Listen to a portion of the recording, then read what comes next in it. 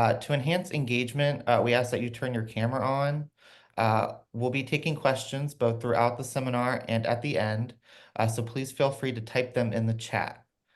Today, we're joined by Tammy Ordway, partner and CPA with Fall Casson, along with Alexis Zabel. I hope I didn't missay that. She is the administrative assistant at Fall Casson, who will be assisting with managing questions.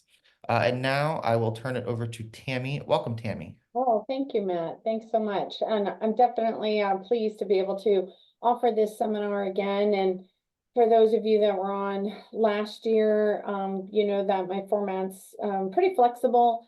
I like it to be interactive with questions throughout. So please stop me, or if we did go through a slide, but you want to go back and visit something, we have the chat feature where you can pose your question. And then Lex will make sure that she, gets those read so we can answer those, timely throughout. So I am a CPA and I've been practicing for 34 years. And because I was born and raised in the Delaware area and very passionate about my community, I stayed here, and that is primarily what I take care of, our small to medium-sized businesses in and around Kent County. Now, certainly with technology, we can go outside of the state as a firm as a whole, and we have quite a bit of specialties in both accounting, business consulting, and tax. But today, I want to give you some value through maybe some tax strategies, tips of what the IRS is looking for, some legislation that's due to expire soon. So anything that may help you benefit as you're closing up this year and going into next year. You should, I did share my screen, so it should be my slideshow presentation, the Tax Savvy Realtor. So if for some reason you cannot see it, just put that in the chat, but everyone should be able to see that.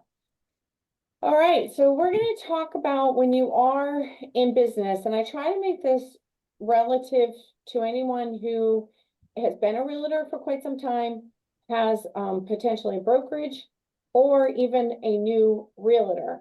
So it's always good to evaluate whether you've been in business for quite some time or you're new to business, what type of entity should you be in? And I get asked this a lot, not only by new realtors, but also by realtors that have been in business for quite some time, and also to brokers, because they're wondering, okay, I went from a realtor, or maybe I was on a team. That's very common now to be on a team. So let's talk about those different structures. And again, if you have any questions about it, please let us know in the chat. So normally, when you start out with business, Delaware makes it so easy to form. They don't really put you through much other than going on to their one-stop application site, which is online now. And you can apply as a sole proprietor.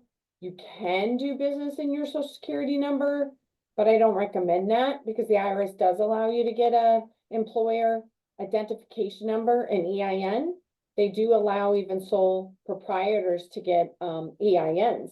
So you may want to consider, even if you are going to be a sole proprietorship, to go ahead and obtain that EIN. So some people will decide, though, to become a LLC, which stands for a limited liability company. And this provides some extra layer of protection. It's actually a state statute. Delaware has this statute, and it's been around since the 80s, but it wasn't commonly used, I'd say, until probably like the late 90s, early 2000s. And now we form more LLCs than any other entity. And this gives you that limited liability protection. Now, I'm not an attorney, so not giving legal advice, but a lot of times we're asked, well, I have insurance. I have professional liability or general liability. Why do I need to be an LLC? And again, it's just that extra layer of protection.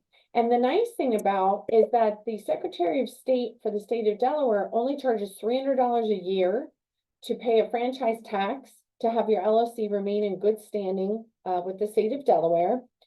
And for tax purposes, it's no different than if you were a sole proprietor. So when you're a sole proprietor, you file your business on a Schedule C on your personal tax return. When you're a single member LLC, you report it just the same way. Now, if you're on a team and your team and you decide to form a partnership LLC, that means two or more owners, then you do have to do a separate filing with the IRS called Form 1065. And that is due by March 15th. And then all the owners get a K-1 from it. And then that's what gets reported on your tax return. But the way you take your money out is still the same as if you were a sole proprietorship, and those are called draws. Now you can decide if you want to convert your single member LLC or even your partnership LLC to a subchapter S corporation, or you can file a corporation right from the start with the Secretary of State.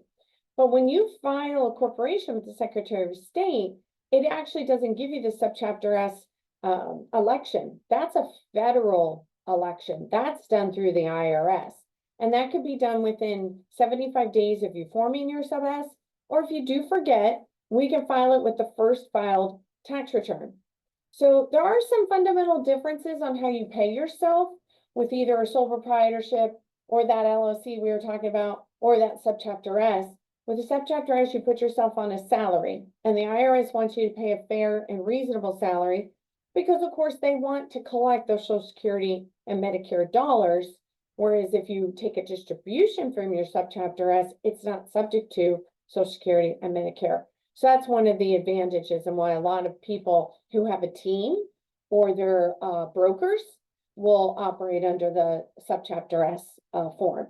So after you've decided whether you're going to operate as a sole proprietor, a partnership, or a subchapter S, you form with the Secretary of State or you get your EIN.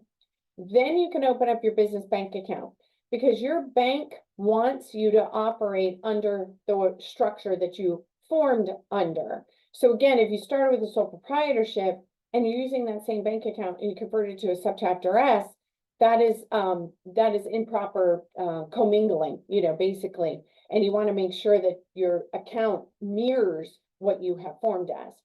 Then you want to make sure that you have accomplished all the licensing requirements and check for any localities. There are some cities and towns that do require you to have a business license. And if you are going to happen to be licensed in a few states, then you want to make sure LLC or corporation is licensed to do business or formed to do business in those states. If you are a team or a broker and you're going to have payroll, then you want to make sure that you identify your provider. Payroll right now is getting even more complicated, especially if you have more than 5 employees, because we have the Delaware Earns program. If you have more than 10 employees, we have Delaware Medical Leave Act.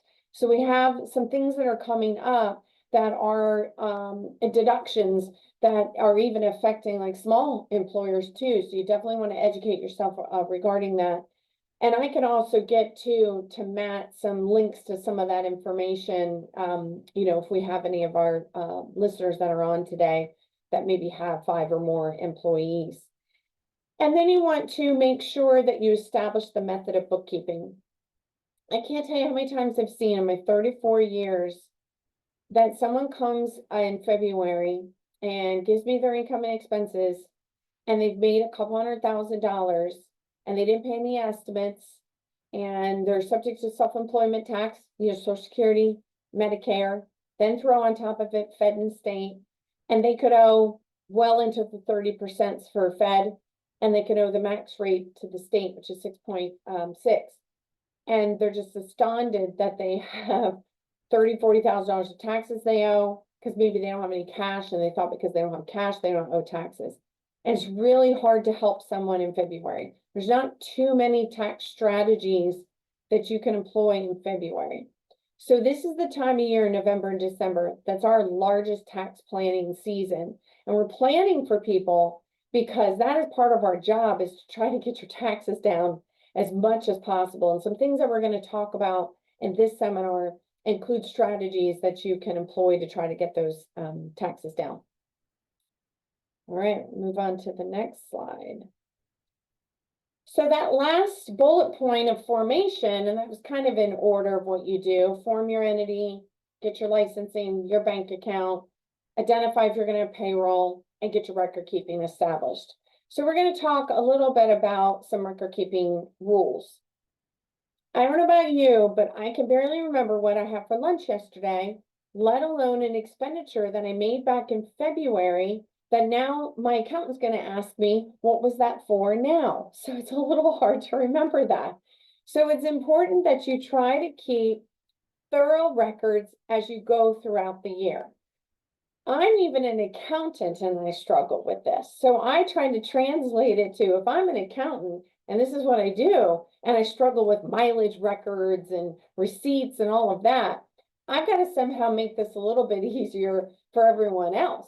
So what I do recommend is, if at all possible, operate your business in one bank account that you do not commingle with your personal, especially if you have an LLC, partnership, or a sub S. Definitely don't commingle, because attorney can come in and pierce the corporate veil in a lawsuit and then try to argue that you're personally responsible. So you definitely don't want to commingle. I also recommend having one credit card that you use exclusively for the business. If you have very light activity, that might be manageable enough for you to summarize in an Excel spreadsheet. But if you have a lot of activity, you may want to consider using a program such as QuickBooks Online. So Intuit has a program called QuickBooks, and I'm sure a lot of you are familiar with it. And it's a little more enhanced than Quicken. Matter of fact, I don't even know. The Quicken does have like a small one for sole proprietors, but QuickBooks is just as easy to use. And also, too, you can invite your accountant and they can just go in and look at the reports, whereas Quicken, often accounting firms don't have the license for Quicken, they have it for QuickBooks. It's cloud-based, so you can do it from anywhere. And QuickBooks has a great feature where you can sync your credit cards and your bank accounts to QuickBooks. It downloads the transactions, and depending on your bank, some it will reconcile for you, others it's very easy to reconcile. You do want to set up some rules on when I pay like K card, DAR, those are dues, or Central Delaware Chamber of Commerce, those are dues. You set up the rules, and then every single time you pay that, it remembers that. So if you have certain dues and subscriptions or fuel or something like that, it'll remember what it is and it'll save it for next time. And then you have all those records automatically saved. So it's important to keep it throughout the year, because again, how can you do tax planning if you haven't even brought any of your records together yet? And it is your responsibility to make sure you maintain the proof for anything you put down on your tax return. So you do have to have sufficient documentation. And unfortunately, a credit card statement is not sufficient documentation. And here's the example I always give. You go to Sam's Club and you can buy 100 different things, and maybe only 5 of those things, are business because you went Christmas shopping there, or you got a TV, or whatever you did that wasn't business, oranges. And when you record it in QuickBooks, it just pulls in Sam's Club. And if you set up the rules to be supplies, then it just will code that all as supplies. But in actuality, some of it was split between personal and business. And so the IRS says, well, in the credit card statement, it just said Sam's Club. You actually have to have the receipt. And those receipts print on paper and ink that you have to be very careful not to take a highlighter to them, because the ink will disappear. So I had a client in audit one time that had receipts that the ink disappeared, and the IRS actually disallowed the deduction because that was not a reasonable argument. I've also had clients that have lost documentation through floods, in their basement or wherever they retain their records, and that unfortunately was not adequate support. And to try to go back and reconstruct all those documents takes an incredible amount of time, and sometimes you even can't do that. And then, of course, we talked about the potential, software for doing that.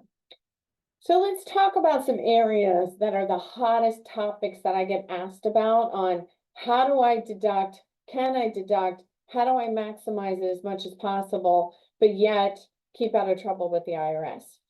As realtors, your automobile is probably one of your largest business deductions because you're in your car all the time. So if you're in your car and you ask yourself, am I traveling for business? Then that trip itself is deductible. Now, unfortunately, just because you wrap your car, put your name on your car, have a magnet on your car, that does not automatically make your car 100% deductible. A lot of people feel that if it's advertising, right? Well, the IRS says, yes, the actual wrapping, the magnet, the sticker, whatever, the graphics, that is 100% deductible. But the IRS still goes based on usage. So you still have to support your usage. If you claim 100% of a vehicle, or if you claim even mileage. So your accountant says to you, hey, we've always taken mileage on your car. How many miles have you driven? Same as last year. That's what you say. Well, estimates are not permitted. And so I say back, well, I'm sorry, estimates aren't permitted. I need your mileage. 30,000. So whenever we report even numbers like that, it's very suspect to the IRS. And if they did choose to identify an area, some low-lying fruit, I call it, of an area that they could easily audit, I personally, if I worked for them, then I would go after that right away. Auto would be probably one of the easiest things because rarely do people keep mileage logs. And the rule says that you have to have a mileage log by the time you file your return. Now, I get asked all the time and say, well, what if I just use it 100% for business? Then that's fine. If you, without a doubt, use it 100% for business and you don't get grocery, don't pick up the kids, don't go to the airport, nothing else, then you can write off 100% of your vehicle. Your vehicle also should be parked at your office, whether your office is in your home, which that is the case for a lot of realtors, or if your office is, physically somewhere else outside of the home, the car should stay there. That is pretty rare with realtors. In my 34 years, I've probably only seen it on one hand where there is like a car that actually, stays at the office. If it's mixed use at all, the IRS requires you to keep a mileage log. Well, that is a big pain. I could tell you for 24, I don't even have a mileage log right now for myself. But I have a couple good things. I have an extremely detailed schedule. I mean, I put everything in my schedule. And so then I can go back and reconstruct, which I am allowed to do. I can reconstruct. So you'll want to make sure you have some kind of tool, either like a very detailed calendar that you can print and then you can reconstruct, or an app. So there are several apps out there that are like Mileage IQ is one that comes to mind. There's several apps that are out there and some are even free that you can use. And then you can even activate whenever you're getting ready to go on a trip. So you definitely want to use some kind of tracking mechanism. Again, when I get in my car, it's usually just in time to go to wherever I need to go. So I even have a hard time like finding time to launch an app. I've tried that. So the calendar for me just works really well because if it wasn't for my calendar, I probably wouldn't even know where I'm supposed to be. So that's why I keep a very detailed calendar. Now, I also do want to say there's a difference between mileage and actual.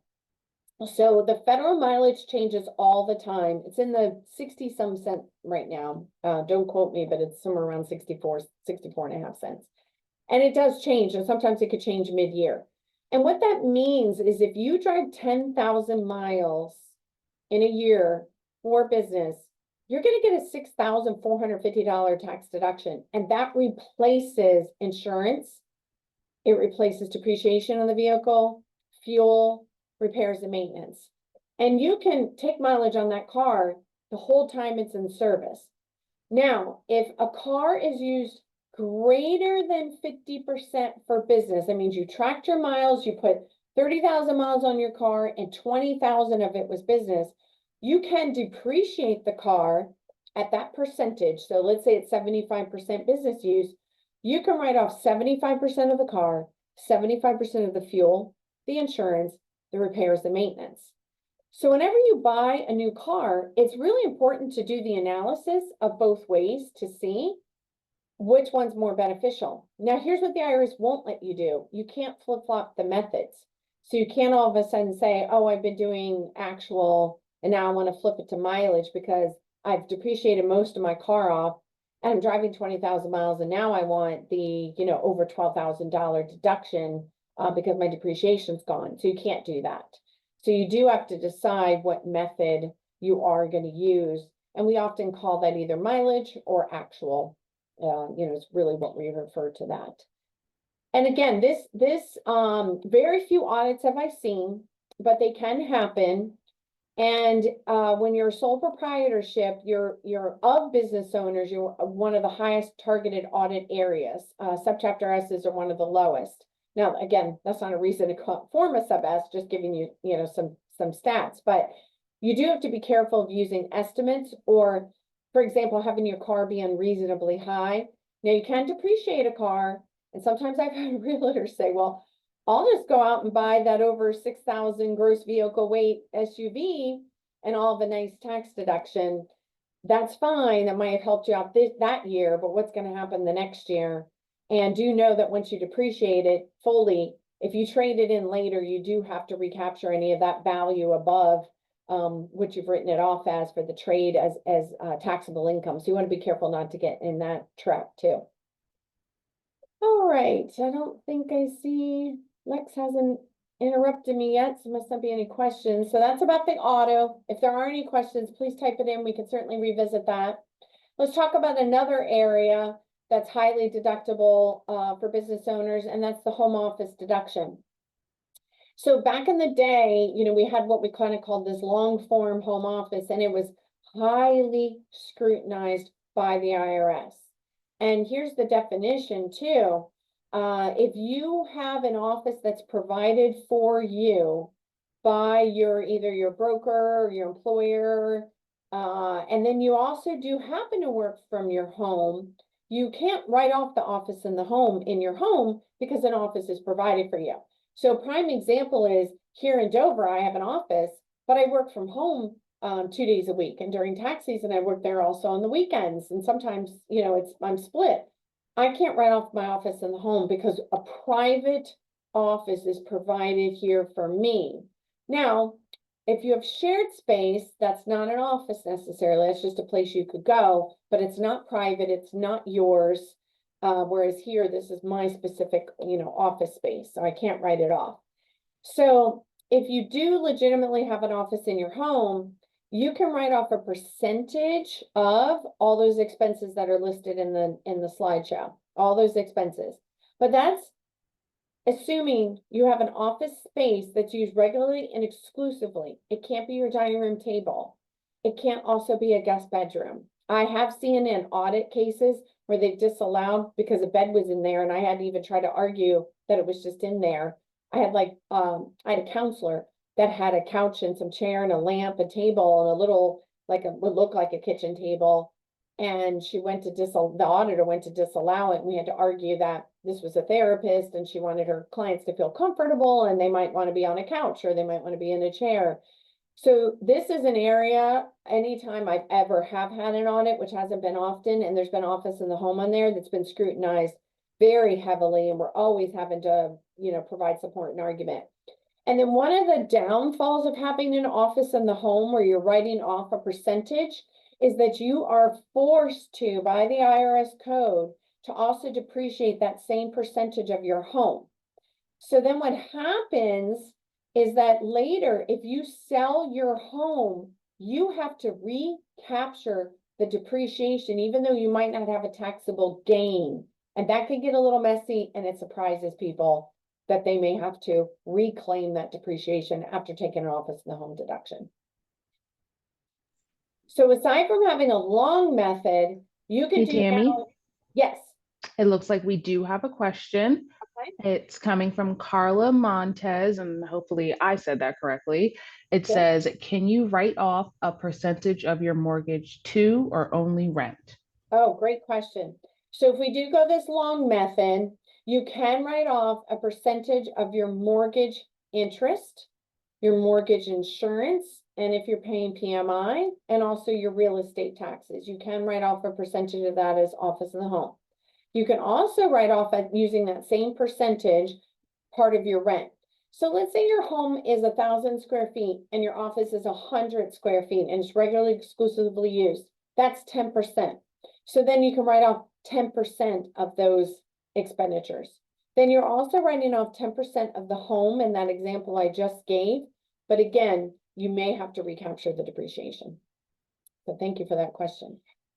If you don't want to go that long method because you're like, ooh, that's a little messy, my area is not exclusive, I don't want to recapture depreciation. Starting about 10 years ago, over 10 years ago, the IRS brought about a short method. And it's as simple as taking $5 a square foot of the space that you use for office and maximum deduction of $1,500 though. So I'm a huge fan of this one, and it still gets you a deduction without there being any question. Hey, Tammy. Yes. Looks like we have another question. Perfect. This one is coming from Annette.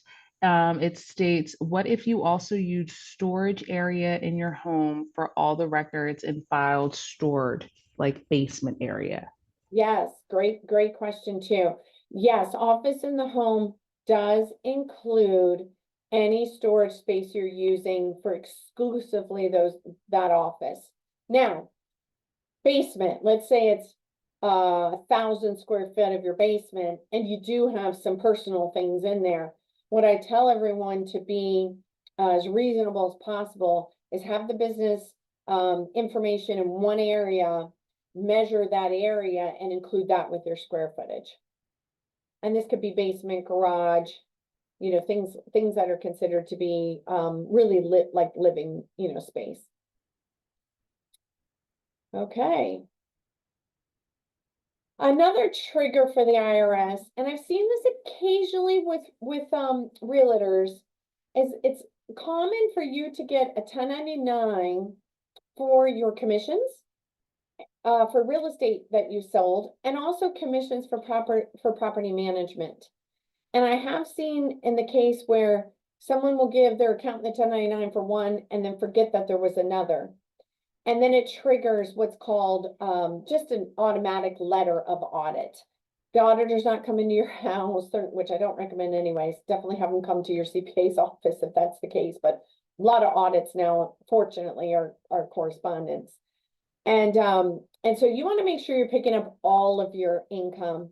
Make sure you're educated about your own return. So nowadays, because we all go online for our bank and our financial accounts, like, you know, Capital One is now completely online. We may even, like, if you're with a brokerage firm like, you know, Merrill Lynch or Edward Jones, you maybe are solely online and you no longer get those 1099s in the mail. You have to remember to go online and grab your tax forms for the interest you've earned, the dividends, capital gains, and then certainly if you're self-employed, make sure you've received all of your 1099s. Because if you report, you know, do your return and report what you think you have as income, and the IRS was given something different, they're going to send that correspondence out, and often it's not very timely. It's several months later. They're going to charge you the taxes, interest, and penalties. And it is difficult to get out of interest or penalties, and you can't get out of interest. There's a statute for that. You have to have reasonable cause, and to just say, oops, I forgot, unfortunately isn't reasonable cause. So definitely make sure you're checking off on last year's return. Go to your Schedule B that has that income. Go to your Schedule A if you itemize. Go to your other schedules, such as like if you have a rental, Schedule E. Look at those line items and say, oh yeah, I did have insurance. I did have taxes. I had some repairs. I had some commissions, you know, so on. It's a cleaning. And make sure that you try to give your accountant as much information that's as thorough as possible so nothing is missed. And so I do see, you know, that's happened sometimes where it's easy to overlook, but it could trigger the IRS to take a second look. All right, let's start talking about entertainment, travel, and meals. So we've kind of recapped some of the heaviest deductible areas and the ones that bring the most questions. We talked about your auto. We talked about office in the home. And now we're going to discuss these three areas. So meals currently right now, and this can be very confusing because it's been yo-yoed back and forth. Historically, they've always been 50%, and then during COVID, to promote the restaurant industry, Congress decided to make meals 100% deductible, and now they're back down to 50% deductible. So meals and beverages are 50% deductible. Entertainment is no longer deductible, no longer deductible. So if you want to take the team out and golf, you want to take the team out to spa day, you want to take the team out to a fishing trip, paint night, all of those things, unfortunately, entertainment is no longer deductible. And it doesn't even matter if it relates to business. Now, it's one thing if you paid to golf in a tournament, then there is a business purpose if you advertise or sponsor. So we're trying to get everyone to look outside of the box a little bit with like advertising and sponsoring. But if there was a cost for you to golf, unfortunately, that is not deductible. Your dues to belong to a club such as like, you know, a golf course, those are no longer deductible. Now, business trade organizations are, so when you pay to belong to KCAR, DAR, Chamber, any of those trade associations, those are business related, and that is, you know, that is deductible. So sporting events, golf outings, fishing trips aren't deductible itself, but the meal that you had while you were at those is deductible as long as there is, you know, is a business purpose. Okay. Hey, Tammy. Yes. It looks like Carla has asked, what if you're taking clients to those events? Yeah, I mean, great question. So even if your entertainment is directly related to the conduct of business, it is not deductible. So let's say you took your clients to the wonderful Eagles game we had yesterday, in which we won. You would not be able to deduct the tickets to go see the Eagles, but the food that you purchased, the mileage driving there, that's all deductible. But unfortunately, the cost of attending the game is not. Bad news, unfortunately. I can't believe in the 34 years I've done taxes, we've been allowed to deduct entertainment, with the exception, I think that came about in 2017. It's actually been around for quite some time that we can't deduct. That's very sad, but as you can imagine, it was an area that was abused a lot. So they just, you know, took it away. Now, let's say, and you have a company and you have multiple owners, or you have your team and you want to take on a retreat. We do that as partners. Like we've gone to St. Michael's or down to the Lewis or whatever. Our retreat was deductible because that wasn't entertainment. We had an agenda, we had meetings, sometimes we have speakers, and so we had a business purpose around that. So, but again, it's mostly, think about mostly the golf, the fishing, the spa, the professional, you know, the sporting events. Those are really what's considered like, you know, entertainment. Okay, we'll move on to, let me get to the next one. Okay, qualifying travel expenditures. So while you were away from your tax home, they are deductible. So this is referring to like hotel, meals and incidentals. So if I'm a realtor down in the Sussex County market and DAR's having the annual state convention at Bally's, that is reasonable that you're outside of your tax home and you can write off the hotel stay, the mileage you drove to get there, any meals that you have incurred while you're there. Let's say also too, there's a convention national, it's in Vegas. Then your flight, your transportation to and from the airport, gratuities, 50% of meals while you're out there. If you rent a car, all of that is deductible because you're away from your tax home and you are on business. Now, what you have to be careful with is excess. So if you closed on 2 homes and earned commission of about $15,000, but your travel was 10, you're probably going to invite potentially an audit because that's probably not reasonable. So you do have to be careful with reasonableness. And so most of the time what I see for realtors is you maybe are out scaling the area to see if there's new neighborhoods, certainly probably not outside of the state if you're not licensed outside of the state. So really think anything outside of the state would be conventions. Also, if you travel for any of your continued education, that travel would be deductible too. So again, you just want to make sure it's not abused. If you are a broker and you have employees and you're like, well, I want to take my admin to the conference too, or I want to take the team to the conference, that is fine. That is all deductible as long as that's, and again, the IRS often asks, is that in the ordinary course of doing business? And if so, then it'll probably pass, the deductibility test. Okay. Let's see, Lex, should I pause for any questions? Yes, I do have a follow-up question that is coming from one of your past conversations, Okay. but this new one that comes in states, if I travel out of the country and conduct business while away, are travel expenses deducted? Oh, yeah. So if you happen to have a trip out of the country, but you work while you're out of the country, and then are those travel expenses deductible?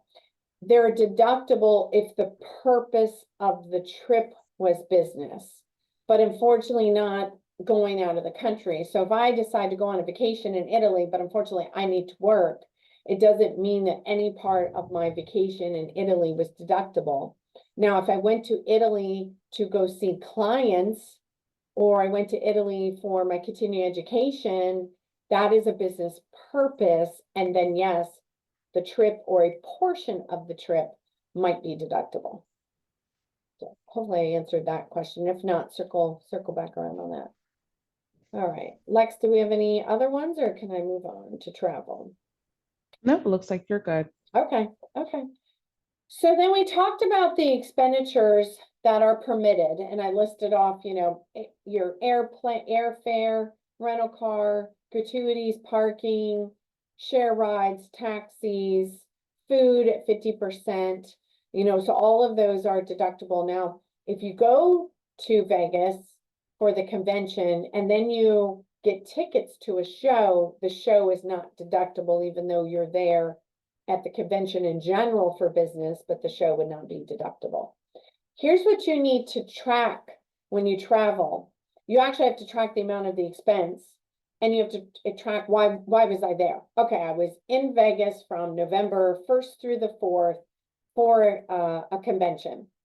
And then that will give the business purpose of that expense too. And then if you paid for anyone else, the relationship of why were they also there, for business. Now, on meals, there's a little special rule with meals. If it drives you crazy to keep receipts, which I kind of like a receipt from a meal or a text, that you can get now with your receipt, because then I could just forward it on and I write at the top of the receipt who I went to lunch with and the nature of it. So maybe I went to lunch with Lex and we talked about a new procedure that I want to, do within the office. So I'll put that in there and I'll shove it in my folder. If you don't like keeping track of receipts and you're like, oh, I'm pretty good at putting it in my calendar, you could put in your calendar, Tammy had lunch with Lex at Vincenzo's on November 4th, and we talked about, and the cost of the meal was $45.52.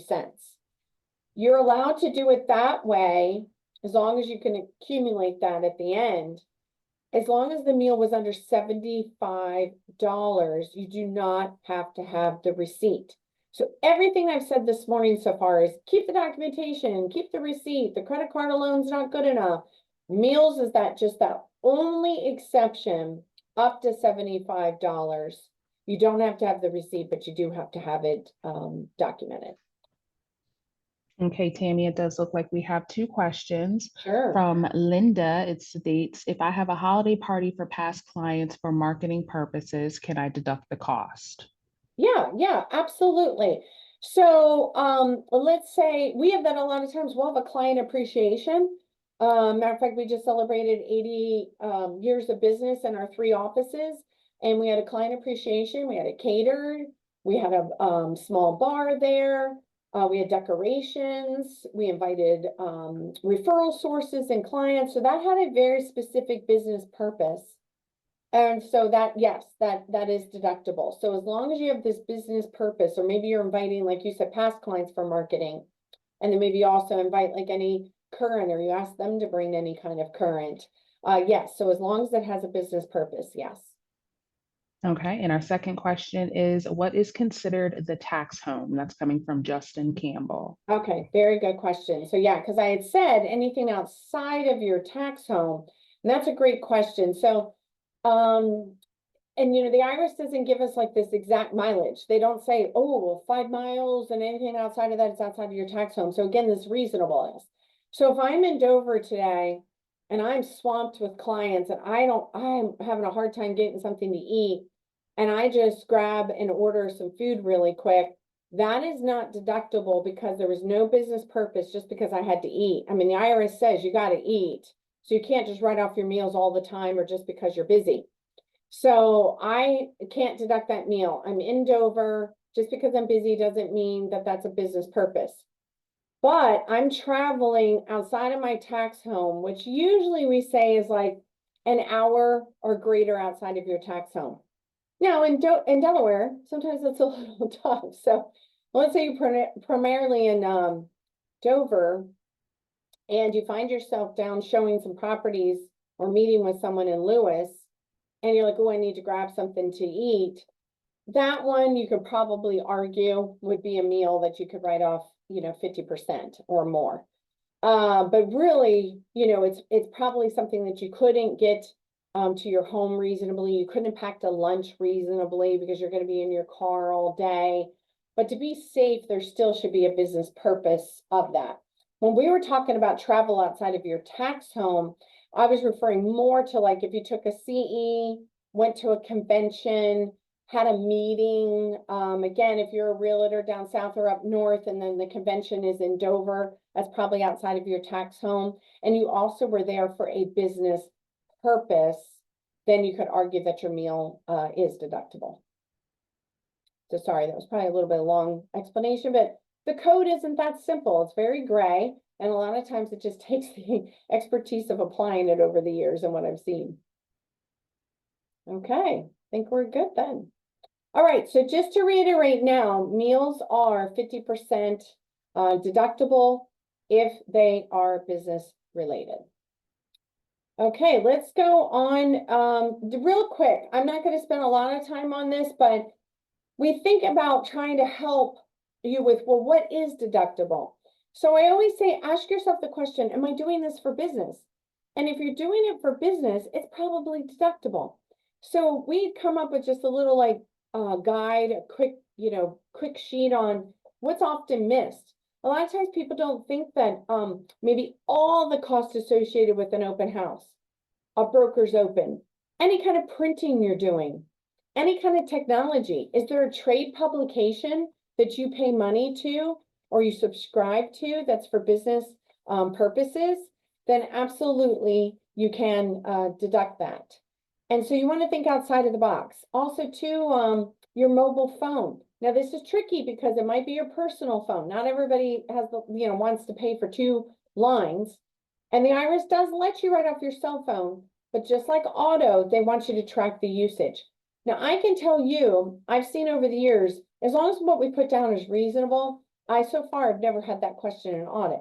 So maybe your phone bill is $150 a month and you're like, yeah, I use it 60, 75% for business. We take that percentage. Be careful too when you're in a family plan that we're not including the amount that that is on the family plan. If you have a computer, a laptop, a camera, some people do want separate cameras outside of what their phone is capable of taking. It's funny, we do have fax machine on there, but I think there's some that don't even know what faxes are anymore because we don't tend to use them. Scanners. Scanners now are more popular than fax machines. So if you have bought a scanner, all of that may be something that you can deduct. And I can make sure that I get this to Matt and he can circulate, this out too. So just to give you an idea of what QuickBooks might look like, I did like a dummy company of a QuickBooks, and maybe you want to track your buyer sales and listing sales. Maybe you want to track that and see, what am I bringing in that way? Maybe you want to track your rental income, that you get from property management. Cost of sales might be sharing in those commissions. So maybe you want to track what you had total gross. Okay, so I earned this much in commissions, but then I had to share this much. You can also post how much you had in shared commissions. And then the section below is general and administrative, and those are just all of your operating. Think about too, advertising. As soon as everybody knows you're in business, what happens? Everybody wants you to sponsor something, right? They want you to attend something that costs. They want you to put your name in the program book. They want to put your name on the back of a t-shirt of a 5K. That is not, in our minds, a donation because it's a business purpose. So I would recommend writing that off, but calling it advertising or promotions on your tax return. Because a donation I think of as like a tithing, church tithing. There's no business purpose to that. But if your church is building a new wing and you give them $5,000 to put a brick on it or a placard, you just advertised your business, and that's advertising. So that's the position that we take here, and it's always been held up in an audit. I do want to talk real quickly on, I think we're so good on time, yeah, on section 1031s. Section 1031s are like-kind exchanges. Now, the rules of this are very specific. So my recommendation, if you ever encounter a question with this, is you'll know just enough to be able to say, okay, this is kind of what I know they are, but you definitely want to ask for the advice of an accountant or a qualified intermediary or an attorney that handles like-kind exchanges.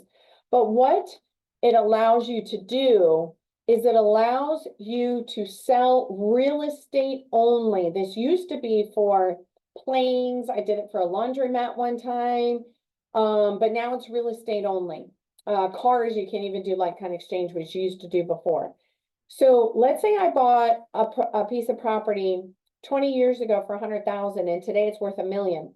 And I want to sell it, but I'm not crazy about paying tax on $900,000. But I found a new property I want that's like-kind. Not my personal residence, because you cannot like-kind personal residences. There's different rules for that. Investment property. Investment property could be land. It could be a rental. So like I could sell a rental and buy land, or I can sell land and buy a rental. But you do have to make sure that you keep it for a rental for at least the 2-year period after you've done a like-kind exchange. So then let's say I buy a new property for $1 million and I do not touch the money from selling my old property at $1 million. I give it to a qualified intermediary. We go to settlement. They use that new $1 million at settlement. I've just deferred tax on $900,000 of a gain. Now I have kicked the can down the road because now my basis in that property is nothing because I used a gain from before. It's only the original 100,000. And you also don't have to recapture the depreciation that you may have taken on that rental all those years too. So it's good to know the rules of a 1031 and what it does not apply to, which I put in that list. Just like we said, it can't be stocks, bonds, it basically has to be real estate. There are some specific identification rules though. I'm sorry, Lex, did you say anything or no? No, but that's ironic. I was about to stop you. We do have a question. Okay, great. It's coming from Ashley Stafford. She says, Okay. how long does it need to be a rental if it was previously your primary? Great question. Again, the code does not give us this nice little pretty definition, and sometimes I think it's so they can reserve the right to argue it. But in our industry, we use 2 years, 2 years. So here is a strategy that I see people do a lot of times. They own a rental, maybe I live in Dover here and I own a rental at the beach. And my dream is to actually live down there. So I sell my home here and I go ahead and exclude the gain because of personal residence rules, not 1031. And I go move down in my rental, convert it to personal use for 2 years. Then I can get out of paying tax on the gain. Now I do have to do the depreciation recapture. Same if you, and you said if it was previously your primary, how long does it need to be a rental? So if it was previously your primary and now you're converting it to a rental, then you do have that 2-year rule. And if you do a like-kind exchange, you have to retain it as such for 5 years. So there are some holding periods that are very specific. But again, just to give you a rough, kind of a general idea of what a 1031 is. So there are specific rules on from the time you sell the old property to reinvest into the new property. So you do have 185 days and you do have to identify the property. So there are some very specific rules, and you can't sell the property, take the money, and then say you want to do a like-kind exchange. You can't do that. The funds have to be held by a qualified intermediary. Okay, so we are coming up on potentially, well, either way, we're coming up on a presidential election that's going to lead us to a different president than we have now. And depending on who gets into office is going to probably dictate what kind of legislation we're going to see. And we are definitely going to see some new legislation. The last time we had any real big sweeping legislation was in 2017, and it was the Tax Cuts and Jobs Act. Well, that is due to expire after 2025.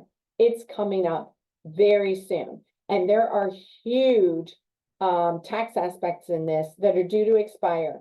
They said that the 2017 Tax Cuts and Jobs Act was one of the largest sweeping legislative changes since 1986. I don't know, wasn't around in practice then anyways. But I did hear that it was pretty big back in 1986. So to have 2017 compared to that is pretty big. There's tons of things expiring. Certain tax benefits, deductions, credits, they're all expiring. And we don't know. We don't know what's going to happen. We don't have a crystal ball. Even the estate right now is at it's 10,000 shy of 14 million. That means if you pass away and your estate's worth less than that 14 million, your estate doesn't have to pay taxes. That's due to go back down to the pre-17 levels. So there's a lot of change that's going to come up in this next year. Huge.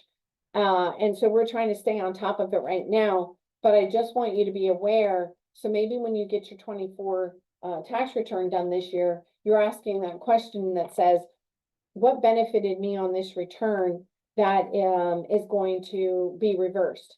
So for example, qualified business income deduction, which is called QBID, many of you as sole proprietors are seeing a benefit of 20%. That's actually due to expire. So you will automatically, literally overnight, pay 20% more on your federal adjusted gross income. That's due to expire. So there's some things like bonus depreciation is keeps reducing. So there's a lot in the code that will affect people and will cause a tax increase. So just be knowledgeable about it. I just wanted to bring it to your attention. All right, so well, we've had questions throughout, which is great, but if there's anything anyone was thinking about asking or a request, if you want to type that in now, because we are going to wrap up our seminar shortly. I can't believe an hour went by that fast. Hopefully you found the information valuable. And if not, we're always looking for, feedback too, to give you that information that you want, out of this seminar.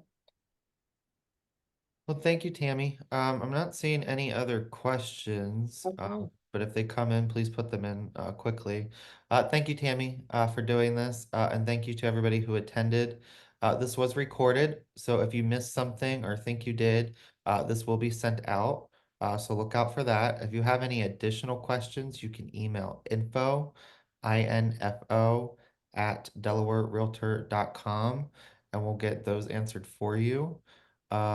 I'm not seeing any other questions, so I Okay, think we are great. good. All right. Thank you, Matt, so much. I appreciate it. Yep, thank you, everybody. Have a good day. Thank you.